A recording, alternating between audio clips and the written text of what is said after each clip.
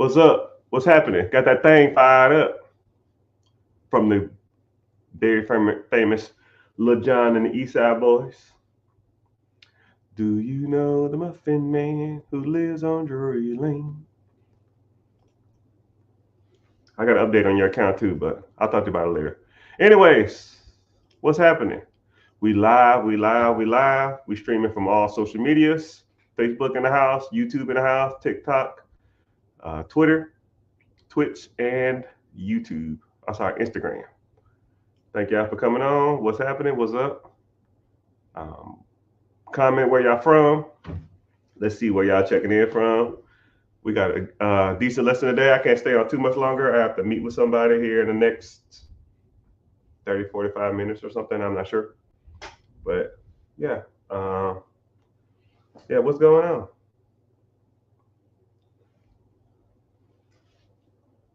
So, question of the hour. So we're checking in from all social media platforms: Facebook, YouTube, Twitch, Instagram, Twitter, and Facebook. So, one piece of guidance, or I don't, the admission free is here. I mean, the mission here is free, but if you would please, if you could just go to YouTube and watch this, right? Click the link in the bio, or the link will take you to it have all my social media there. Just click on the YouTube one and watch from there. If you want to sub, you can, but you don't have to. But just by you being there makes me money, right? And it's not even a lot of money. It's probably a couple $100 a month or something like that. But it does help. I'll take free money if they're gonna give it to me. And if you want to contribute and support the channel because you like the things I say and I give you value, and if I give you value, at least you can do is support me over there. Okay. So the YouTube channel is called The Rich Get Richard. And yeah, so I'm The Rich Get Richard on all social media platforms. My name is Mr. Richard. If you don't know me and never seen me before, right? I talk everything, 95% of everything out there about money, right? There are some areas that I try not to touch. I'm not a real big crypto person.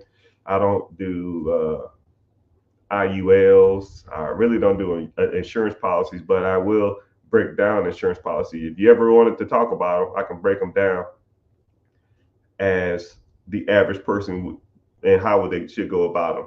We also do, we break down all different types of stuff.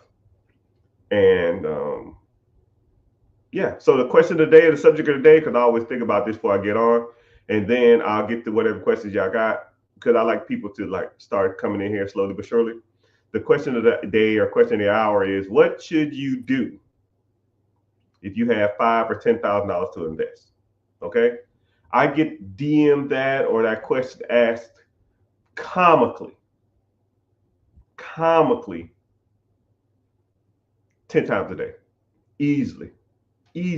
What should I do with $5,000, $10,000? Okay, so I'll give you the perspective from me and my perspective and what I would do.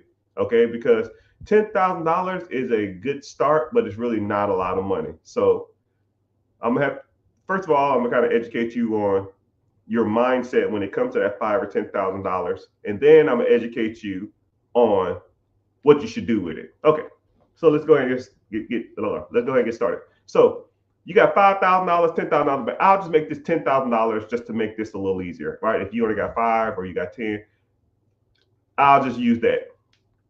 More than likely, if you have $10,000 in the bank, it's really not a true $10,000.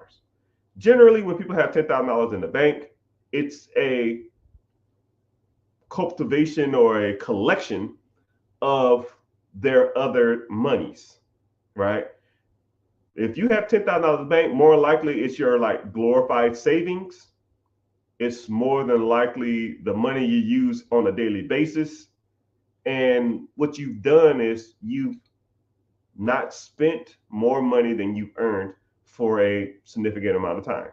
So for example, if you make $5,000 a month, but your bills are $3,500, that's $1,500.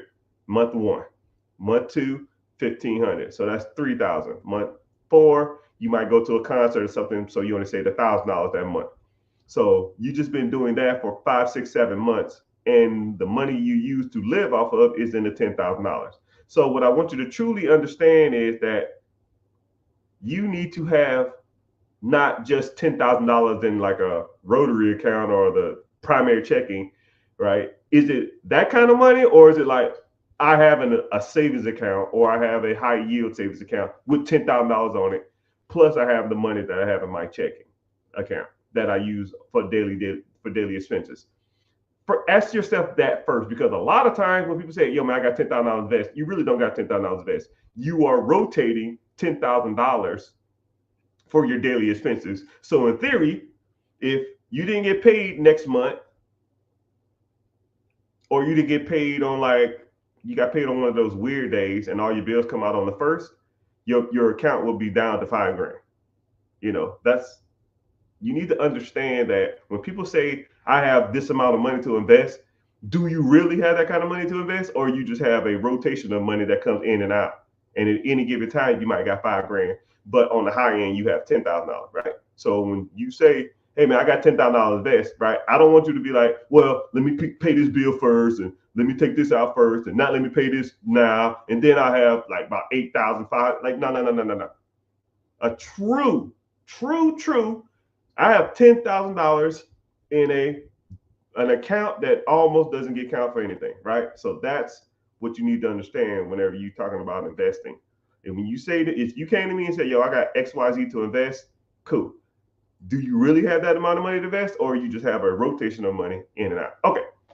So if you need to start establishing parameters on the money you invest, that means that you need to start separating, almost like church and state, right? You need to separate them. If I have $10,000 in rotation of my checking account, technically you ain't got no money to invest, right? Now you need to start taking money from that rotation and putting it into mutual fund, ETF, IRA, 401k, or something like that, and or a high yield savings account. So now that money becomes a true, I have $10,000 to invest.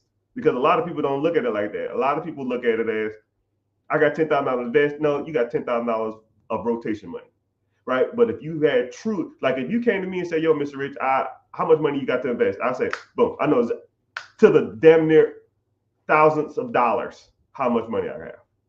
Well, for me, it's a little different, but because I have 6-7 figures, waiting to be allocated. Right? It's not a rotation of money that sits in my primary checking. It's not a rotation of money sitting in my multiple business account checkings. It's not petty cash. It's not accounts receivable. None of that shit. It's just money that has nothing to do with nothing else, has no ties to anything else, and I can allocate it and put it to work at any given time. Okay? So now, say once you start doing that and you have a true $10,000, $5,000 to invest, what should you invest in? Right? You have multiple different things you can do. Multiple. It just depends on your risk tolerance. It depends on your financial situation. It depends on you. It depends on what you have going on. Okay? First thing, how's your credit? If your credit sucks, there's no point in you trying to go out here and have $3,000, $5,000, $10,000 worth of credit or of cash, and you can't do nothing with it, because as soon as you try to go apply for a home loan, or you try to go out there and apply for a business loan, you're going to get denied because your credit sucks. I'll almost take somebody with no money and good credit than someone with money and bad credit, because someone with money with bad credit can't buy nothing but stuff with cash. And there's not too much stuff that you can buy that's really, really valuable with cash. So you got to get your personal credit in order, And then there's levels to personal credit: 580s, 600, 620s, 650, 680. 680, you can qualify for 99% of everything out there. And a lot of people are like, yo, man, I'm trying to get my score as high as it can get. Why? That's like you practicing. That's like you practicing how to jump the highest you can, but you try to dunk a basketball. You don't have to jump as high as you want to. The goal is 10 feet. That's your goal. Get to your goal. Anything over that is a waste. It's the same thing with buying a house. Yo, man, your first house, your credit score needs to be at 580. Man, I'm trying to get my score as high as I can before I buy a house. No, 580. That's your goal. Get the 580. Let's go get a house. Right? A lot of people overthink that. You want to buy a business? 680. You want to get business funding? 680, 670, 660. Let's go there. Now we can focus on that. All right. So getting your credit in order is a must. So next things you could be doing to invest your $10,000 you have. If you're going to use it anytime soon, you need to be in a high yield savings account. High yield savings accounts, interest rates vary from 4% to 6%.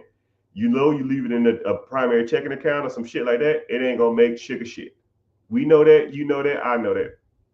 It's sitting in a damn primary checking account or a savings account through the banks, you're making a half a point every year or some crap. You're technically losing money if inflation is over 3%. On the average inflation rate is 2.8, 2.7, 2.9% maybe in any given year. So you're losing money by leaving it in a checking account. If it's in a high yield savings account, which on average is between 4 to 6, at least you're making a little juice on it. Not a lot, but you're making some. Okay? So now it should be in one of those funds making a little money until you try to allocate it towards something else. Then if you want to invest that money, you need to be in something that makes a little more money. Right? Which everybody should be doing this. If you don't have a 401k at your job, which you should be doing anyways, if you don't have a 401k, you should be in an IRA, EFT, mutual fund, or some kind of stocks or some kind of bond or some kind of fund that performs and tracks the stock market over an extended period of time. Now, those interest rates, instead of a high yield savings account from 4 to 6, now you're making anywhere from 8 to 16. Now you're making a little more money in your juice. And if you're if inflation is 2.7, 2.8, or whatever hell it is, and you're making 10, which the stock market has made 10.1% since the Great Depression, you made 10.1 to combat now you're making money on top of your money. And then once that money starts making money, you can borrow against that. We're on step 2 now. There's multiple ways you can do this, right? That's why I always there's so many ways you can invest $10,000. It's crazy, right? One, you can fix your credit, start paying down your debts, start getting some of this stuff discharged, hire a credit repair company, hire a person to dispute your negative things on your credit. Baby mama payments, medical bills. You can dispute your charge-offs, your late payments, your repos, your bankruptcies, your hard inquiries. You need to get that shit off there, right? You should be doing that. That's first. Number 2 thing, you need to be investing, putting your money in something that makes money. First thing is high yield savings account, unless you have enough to want to buy a house. You got about 10, 15,000, you can start buying houses if your credit's right. Step 1, credit. Step 2, high yield savings account to invest in a property. If you don't have enough money to invest in a property, let's say you have $4,000, then, this step, you can just put it into something that makes money, right? ETF, mutual fund, IRAs, 401k. 401ks, that's through your job, but that's another story. So you put it in that, and you contribute to it every month. Automatic allocation, dollar cost averaging. Boop, boop, boop, boop, boop, boop, boop, and that pot will slowly start to grow. And now let's say you got 20 grand in this account. What do? Do you cash out the 20 grand and then go buy a house or go buy a business or go buy some cars to put on Turo or use the money for a Airbnb or something? No. You just go to the bank and ask them, hey, I have $20,000 in stocks. Do you do portfolio loans? Or you can just Google banks that do portfolio loans. A collection of stocks that you have is called a portfolio. It can be a mutual fund, ETF, IRA, stocks, bonds. You can borrow against that. You don't have to sell it. You say, hey, I want to borrow against my collection of stocks. And they will loan you generally 80 to 85, maybe 90%, depending on the bank, of what you got. So if you got 20 grand in this account, they'll give you a loan for 18,000. Now your stock will continue to perform at 10.1% interest on average since the Great Depression, while you take the $18,000 and you go invest that in something else. You want to buy a couple cars to put them on Turo? That's for that. As long as it makes enough money to pay back the loan. That is debt servicing 101.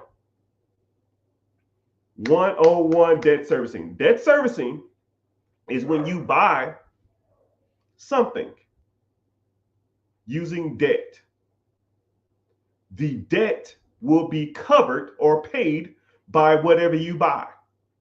So for example, you take $10,000, you put 10% down on a $100,000 business.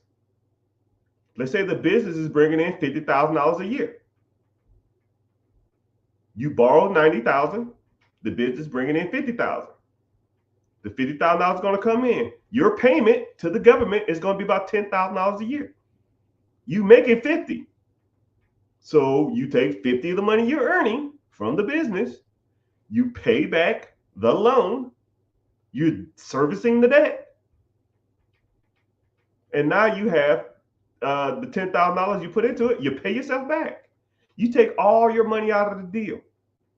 So now, the year one, you made $30,000. You paid yourself back $10,000 from the down payment. You paid the government back because you took out an SBA, Small Business Administration loan. You paid them back $10,000 for that year, and you still up $30,000. Your bank account wins. You win because you got cash flow. And then the government wins because they're keeping the business established, and they're winning because you're paying the loan back. Win, win, win, win. All I do is win. I just do the same thing on a higher level. Instead of 100,000, let's go for $3 million businesses. Let's go for $1 million businesses. So when people say, how can I invest $10,000? I mean, that's how you do it. Let's say you had $20,000 in the account. You take a loan against the $20,000. Now you get $18,000. Now you got to go find something that makes $18,000 a year, or at least enough to cover the payment. Let's say that $18,000 payment over 3 years, right? That's $6,000 a year. $6,000 over 12 months is $500. You need to buy something that makes $500 a month. You're like, damn, Miss Richard, that was pretty smart. Your math is pretty fast. Yeah, I was gifted at math. I was diagnosed with being gifted at mathematics in the 7th grade. But my reading is probably still the 7th grade level. We have pick your poison, right? I was great at math, not good at everything else, right? So then if you wanted to do that, and that's if you wanted to do that. Let's just say you just wanted this, you had decent credit and you just had $10,000 saved up. Now you need to find stuff that you can buy that pays you monthly, right? There's tons of stuff you can invest in. You can invest in vending machines. You can invest in a couple cheap cars on Turo. You can invest in a side hustle or a side business. You can start a pressure washing business. You can start a window washing business. You can do a lawn care service. I mean, there's like the possibilities are endless. It's just your imagination. You have to go for it. I mean, I can sit here and tell you till I'm blue in the face, which ain't happening because I'm dark skinned, until all the different ways you can start side hustling. But in theory, you don't even need money for a side hustle. You don't even need money for a side hustle. You can start side hustling for free. You can pick up somebody. If you have a truck, you can pick up somebody's, dispose of somebody's stuff. You can start couch flipping. You can do free cycling. You can do, you can get into wholesaling or bird dogging if you want to. You know, there's multiple things that you can do. You can start a OF, yeah, but no OFs, right? But there's multiple stuff you can do, right? Side hustles for females. I'll even throw a couple out there.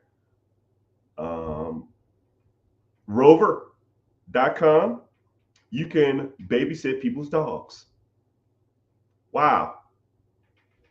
Is there such a thing? Yeah, you can babysit people's dog. Hell, I think it's an app called nanny.com. You can babysit people's dog. When people want to do like house dates or something like that, or people want to go out for the night, you can go over there and watch their kids for 3 hours and then get paid, 50, 60, 70 bucks.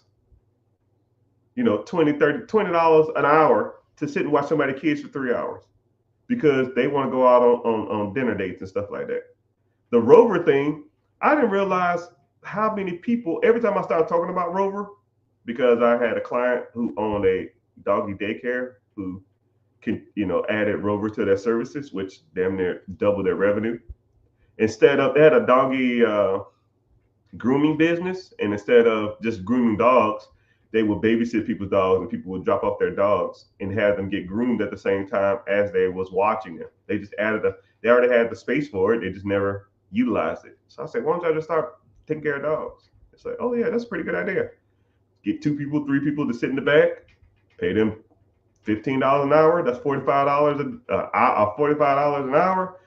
You get $30, $40 back there. You fucking rack up. It's just something to think about. Or let's say you have the space at your house to take care of a whole bunch of dogs, right? Just tell people to drop off the dog at their house. You charge them a flat fee. Okay, cool. I'll charge you, $300 a week, and you just drop off your dogs and you just take care of a whole bunch of dogs. You walk them, you take care of them. I mean, you have to just start thinking outside the box. It's there. Money is there. The easiest way to think of it is, how can you get paid off someone else's laziness or someone else's inability to want to do something? If you look at it like that, multiple opportunities, okay? Multiple opportunities. Just like, or couch flipping is another good side hustle. You got a truck and a buddy. I had one guy who was a client of mine. This was a while back. He reached out to me and said, yo, man, I want to buy a business or get into real estate. I said, okay, cool. Let's sign up. So he signed up. We were sitting down talking. He said, I ain't got no money. I said, well, you're going to either need to raise money from the bank or you need to raise money yourself. But this is what I recommend. I recommend you do both. Be working on your own money while you're working on the bank's money. Because if the bank money don't work out, at least you got your own money. And if your money don't work out, at least you got the bank money, right? Or I call myself sometimes the options guy. I give you as many options as possible. You need to try to do them all, right? And whatever hits. Whatever hits. Michael Jordan said, or whoever, Wayne Gretzky said, you miss 100% of the shots you don't take, right? You shoot 100 times, you damn near can make one, okay? So we got to talking, and I broke down how to couch flip. They said, okay, cool, we'll couch flip and we're going to have a goal of $20,000. We're going to couch flip until we get to 20 grand. Not only did they make their 20 grand, they said they had a whole system down, and then they were going to stop couch flipping. First of all, let me tell you what couch flipping is. First of all, you go to Facebook, you search free, or you search couches for sale. And then you find them, or couches, just search the term couches. You go in there and you see couches on there, right? There's tons of them, tons. And when I tell you to look for them, look for vices in people. Look for reasons why people are getting rid of it. Hey, couch, must sell today, moving out the country, gonna throw it away. That type of stuff. If you're looking for those people with I call them vices, reasons why people want to do something. You find the things with vices attached to them, people are selling. If you want a car flip, vices. I'm going to jail. I'm moving out the country. I have 3 cars. I must sell it for a family emergency. You look for reasons why people want to sell, right? So now you have a reason to kind of lowball them up, or, hey man, I see you have this couch on here. You want $400? I'll give you $150 and I'll come pick it up now. Man, I can't do that. That's too low. Okay, cool. Thanks. Bye.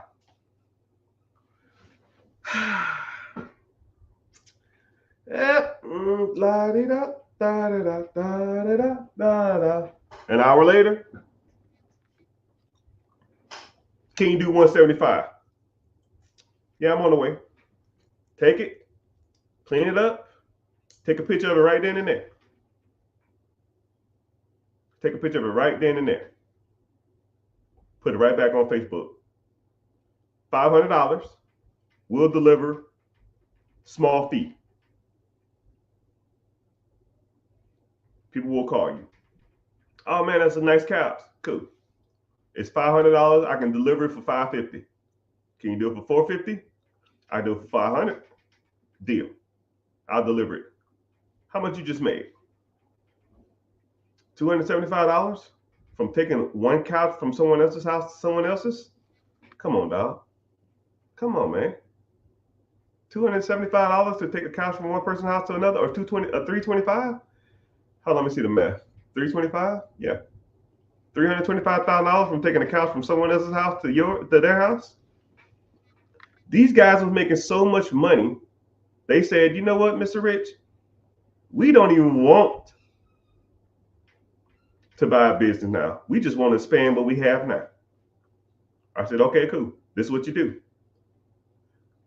Are y'all putting y'all couches in y'all garage or something? Yeah. Okay, cool. You need to either do one or two things. You need to do a storage unit, because you're going to start getting a lot of couches, or look for a cheap, like, commercial building, and then just stage them all there and open it up to the public on like a random day. We'll say Sunday from 12 to 5. I'm like, no, from 10 to 4 or something, right? And then when people message you, hey man, is that couch still available? Yes.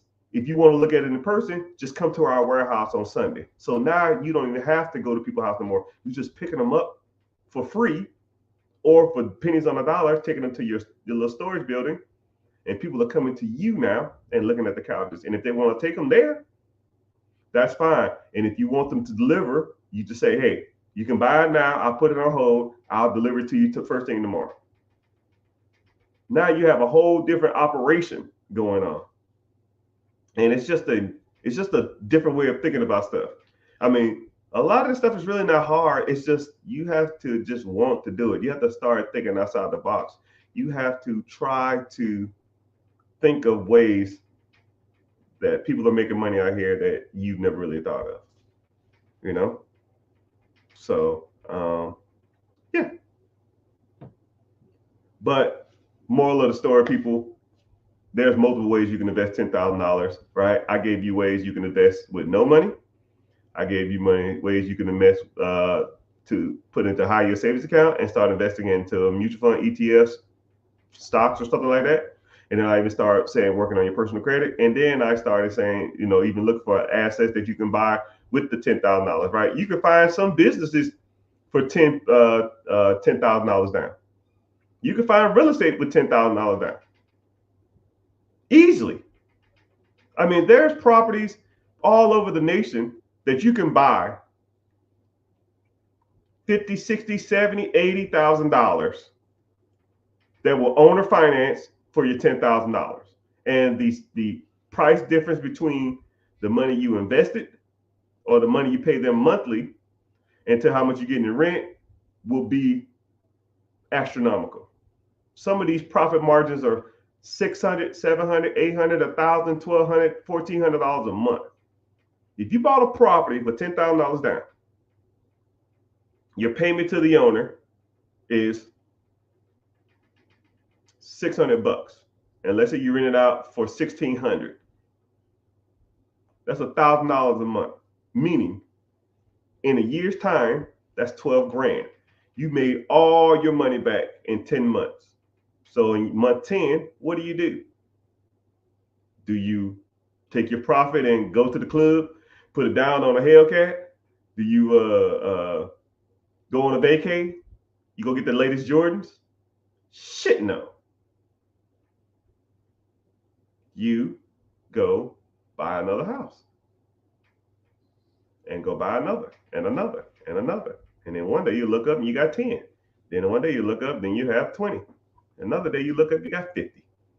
And then you're making 30K, 40K a month from all these properties. And then you'll start getting offers from portfolio loans. Hey man, I got a portfolio of 116 homes.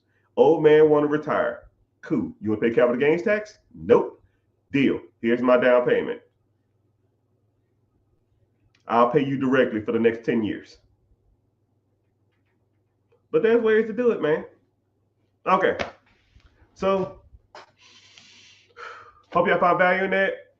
It's rapid fire question time. Bam, bam, bam, bam, bam. This is my favorite part of the show. Is when you just ask the questions and I try to get to them as fast as possible and as detailed as possible. Sometimes I go on rants. Sometimes I just get to the point. But ask me whatever you want. Property overstock, proving property overstock. I don't know what property overstock means, but there is a lot of stock out there. There's a lot of companies. There's a lot of places you can go. I think we're in a softer market now. I think people aren't really buying like they used to. Prices are overpriced, interest rates suck, and people are broke. So it's kind of rough now.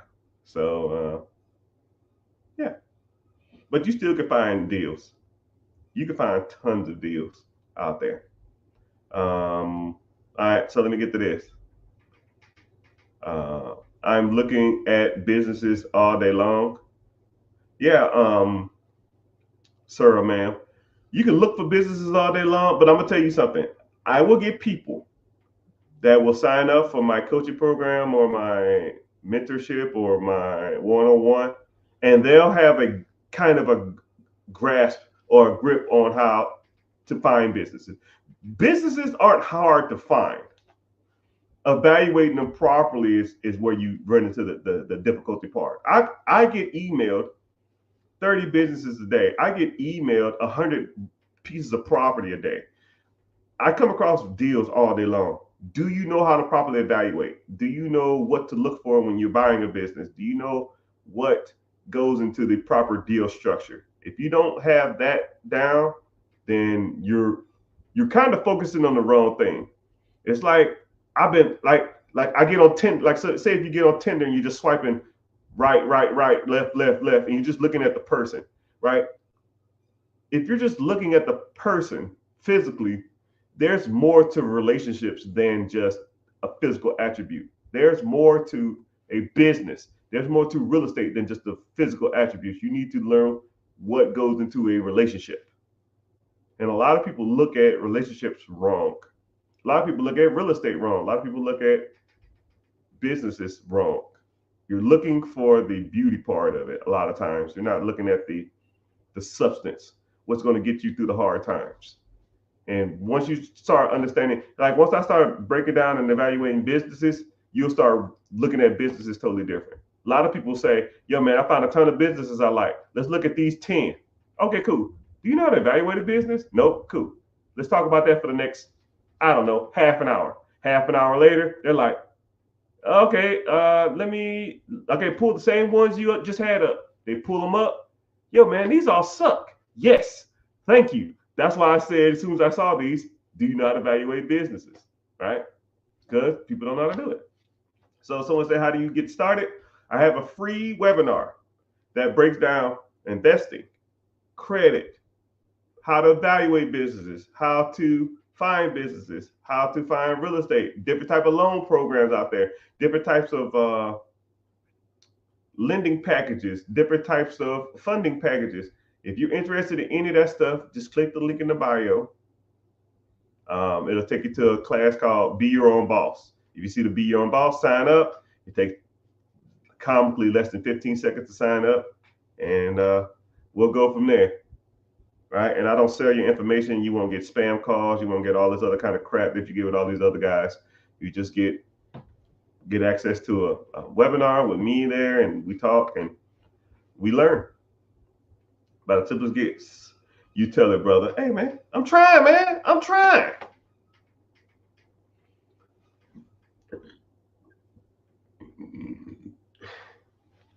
How do you buy a wood furniture business? Right? Mostly all they run individual. What's the way to protect your design plans from change to making product? That's kind of like a super specific question. But how do you buy? I think someone asked something similar. If I had to buy a wood furniture company, I would see. I don't know if you're building furniture yourself or you want to start a furniture company. I'm real big on money, right? Focus on what makes money first, right? If you have a furniture store and you want to make furniture on the side, cool. The furniture store will support all of that. If you have something like a woodworking shop that does like engravings, that does trophies, that does like that type of stuff, that stuff can make money while you build your furniture and do your woodworking on the side, because woodworking is more of a hobby than a career. And if you're doing like one-off furniture, unless you're selling them for 20 grand a piece, more likely you're not going to make that much money. So you need to get something that's like a sister or brother trait, make money with that, and while you integrate your systems into that, right?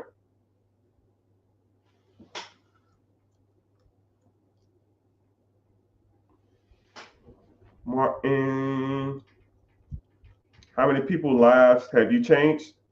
Thousands. I don't know. I don't count. It's irrelevant. I don't try to look at it like that. I don't try to look at it. It's not like a metric, right? Maybe what's bad part about it is some people will. When I very first started going live, I think I did my first live in 2019, and there was a guy back in the day. I used to talk. It's comically about 100 people in here now. Back in the day, I would talk and it would be nobody. I'll be just talking and nobody would be in here. And I remember this one kid used to come in there. He came in. He was like one of the only guys I used to talk to. I said, "Yo, man, how you doing? Let's go ahead and talk. I have no one else in here. I'll talk to you. I'll answer your questions specifically." And we just got to talking. He said he was 18 years old, 19 years old. He had a decent job as a mechanic.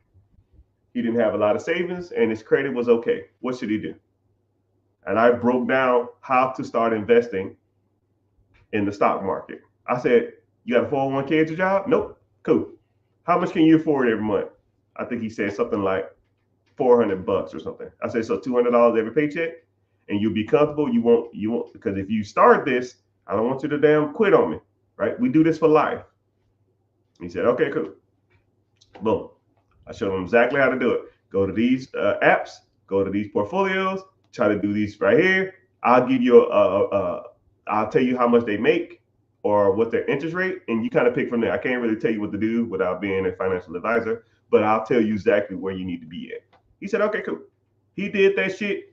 And if you really pay attention to my lives, he will literally come on here and say stuff like, "Hey man, that fund you told me to set up like 5-6 years, whatever, how long ago it was, man, that shit has comically $290,000 in there."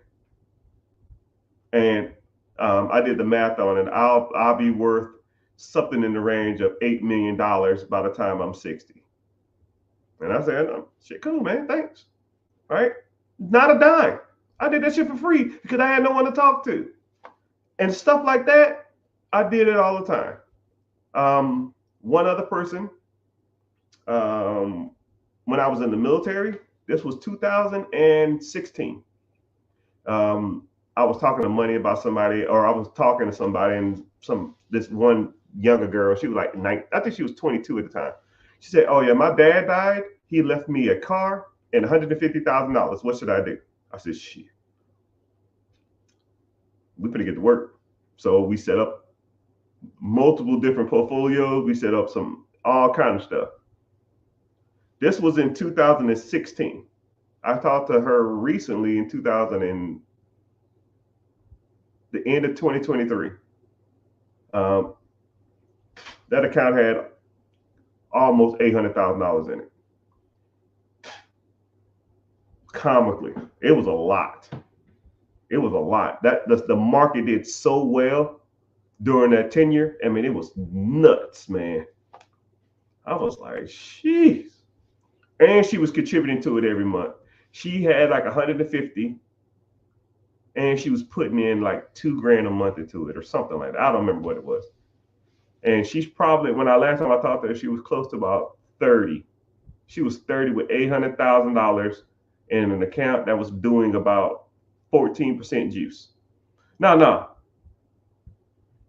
that it was doing a lot more than that. I think she was almost at 18% compounded interest. That was last year. It's got to be $1 million now. It's got to be easily. She's 30 years old, probably $900,000. She keep it in there about 40, 45. I give it about 45. 45, she'll have about $5 million, $4 or $5 million. And then she retired from the military, get her military retirement, get her disability. She ain't working for no one ever in her life. So when people say stuff like, do you change people's lives?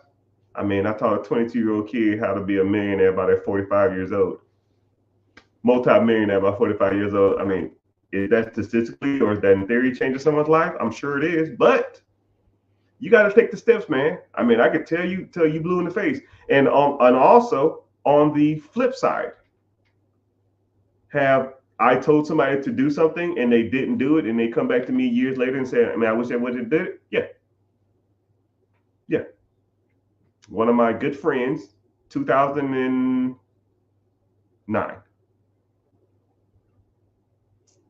I want to buy me some real property. Cool. Put your money into a high yield savings account until you get enough money to save up for it. And at the time, the houses were selling for it. He found one house, it was for sale for $70,000. So he really only needed like a couple grand or something. He only needed he really didn't need a lot. I don't remember how much he needed. He needed like that $3,000 or something. He saved up to 2,500. No, he saved up to like 1,500. And he said, yo, man, I want to go out to a party. I want to go to take a vacation. I said, okay, well, you want a house or you want a vacation? He said, I want a vacation. I said, all right, whatever.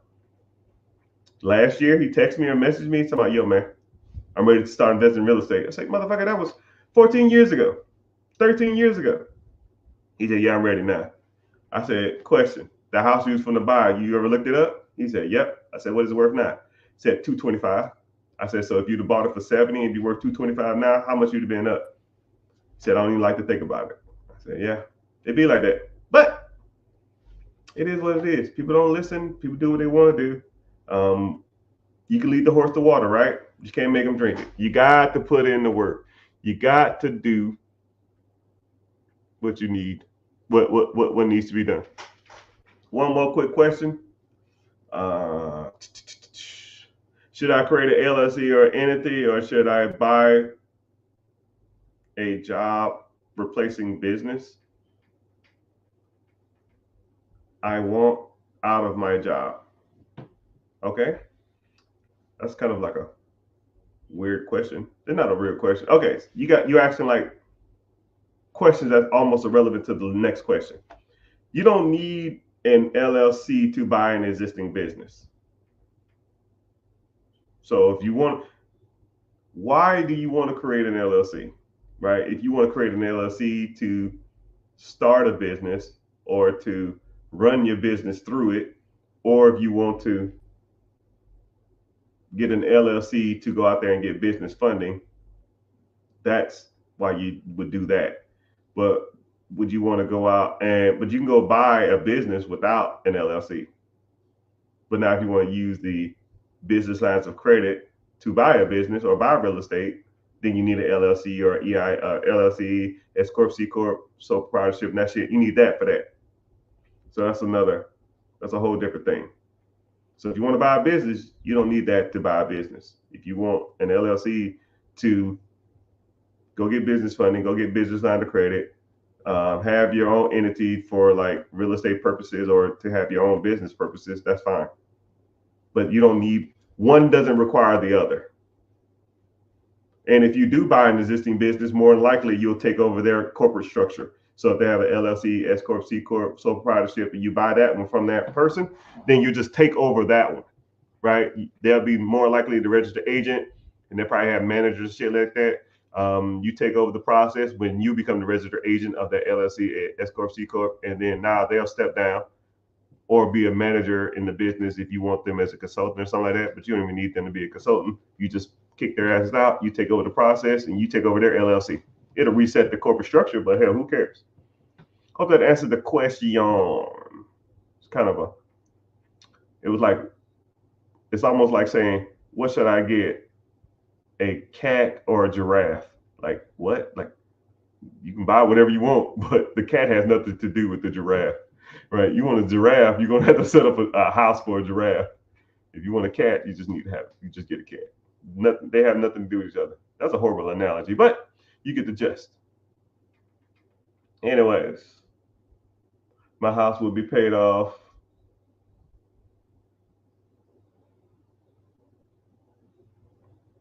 My house will be paid off this year. I'm 24. I'm definitely happier traveling experience. What opinion on backpacking foreign countries? You know, every time someone talks about backpacking overseas, I always think about the movie Hostel. But I don't know exactly where you want to go. If you get to Europe, I don't know where you are now. Europe, when you get to Europe, in Europe, it's super cheap to travel there, right? I would stay away from any of the stands, Pakistan, Afghanistan, Kyrgyzstan, anything that ends in stan, or anything that anybody who's fighting over Holy Land, they're gonna be fighting forever. It ain't never gonna change. So screw that. India's cool. Japan, South Korea is cool. Philippines, depending, you can live like a king over there. Some parts of South America, cool. Do this, individual, if they're still in here. Read a book called The 4-Hour Work Week. Okay? There's a book called The 4-Hour Work Week, and it's an individual who started investing and learned how to live on the bare minimums of life. And what he did is he traveled all over the world and he found the best accommodations for the cheapest price. Meaning that, let's say if you bought 5 rental properties and 5 rental properties paid you $1,500. I mean, 5 rental properties paid you $500 a piece, which is $2,500. Now you're thinking to yourself, $2,500 a month is not a lot of money in America, right? In any state. But you take $2,500 to Singapore, $1,500 to Thailand, $2,500 to Thailand, $2,500 to the Philippines, $2,500 to some parts of like Prague, or some parts of Germany, some parts of Peru, or some part of South America, Colombia, you will live like a multimillionaire. You would live like a multimillionaire. You could spend $1,000 a month and get a high rise in Thailand. You get a high rise apartment, a maid, a butler. You can eat at the best restaurants, a gym membership, and you can go to the club 3 times a week for like $1,000 a month, maybe $1,500.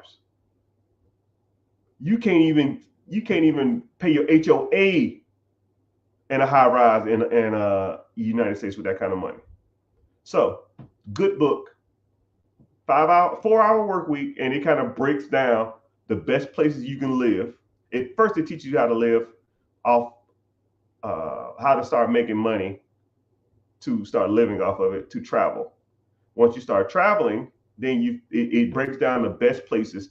If you just want to get to the end of the book, because I kind of just gave you the gist of it, go to the end of the book and it kind of breaks down all the places you can travel to. And it tells you all the places that you shouldn't visit that are either too expensive or they're like, you want to travel, you don't want to be like decapitated as like you don't want to like be in like a war crime or some crap like that. But it's all good. All right. I appreciate y'all for being here. If you're not following, make sure you follow. Click the link in the bio. Join the free class or go follow me on YouTube. Because I try to give y'all a game. I said I was going to stay on here for a little amount of time, but I can't stay on here too much longer. I have to meet somebody. But I appreciate it. Thank you for being here. And if you have any questions, just remember them next time I'm on and just ask me then, and I'll get to see if I can get to it. Hope that World Traveler kind of let me know where you go to, or let me know where you're thinking about going, because I like talking about stuff like that. I've traveled. I've been all around the world. Now, the military sends you everywhere. Greenland, Poland, Iceland, Germany, Paris, France, Bahrain, Qatar, Iraq, Afghanistan, Canada. It's just Japan, Thailand, Portugal, just Hawaii, Alaska, which Alaska wasn't as cold as I thought it was going to be. I did see a polar bear. I saw a moose. Moose are more impressive than polar bears. That damn thing was big as the damn SUV. Bigger. It's like a walking Escalade. I thought the things were like horses. No. That thing would eat a horse. But it's been real and it's been fun, but it hasn't been real fun. Later, dudes.